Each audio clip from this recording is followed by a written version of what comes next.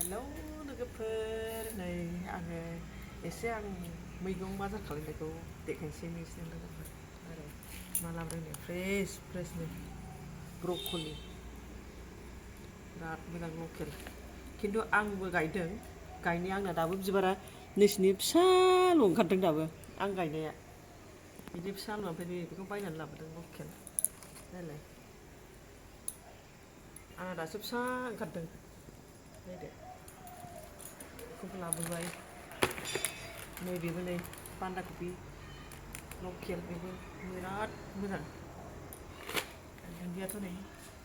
बायखायो दैनिक लाबोखानांगौ दुन्दिया माने बानलु सावनानै सिफ्लेनानै जाबाय थायो ओंख्रियाव नांगौ बुथुवा मुथासे बेखौ माय होगोन गाबोनहाय निरामिसखाय नैबे लाफाजों जोङो एसे जागोन आरो लाफाजों बुथुवा होनानैहाय मैद्रु जागोन गोरलै गोरलै मोजां ओमफ्राय नै बिना जि गिदिर गिदिर देरदों आयो बिना गिदिर गिदिर देरथारदों नै लथ्रा बब्ल'थारदों जा मोजां देरदों नै दा बेखौ ना गोरि लाबोदों नै सायखाबाय ब्रकलि आलु एसे होनानै नाजों संगोन दा बेनो मोनानि ओंख्रिखौ दा बाहाय बेजोंहाय नाजों संगोन आंनि गार्डेनावनो आयु बिराद मोजां बारदों नै बिबारा मासे मोजां खालार अरेन्ज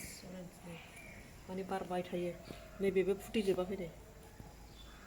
बेबो फुटिजोबाखै गोजा नुखायो गोजौआवसो दं बेबायदिया नैबे लोगोफोरा बेहा लाफा आं मोनथिया नामफोरखौनो नामफोरखौ मिथिया जेरै हक आरो गायदों आरो एरलाबायथारदों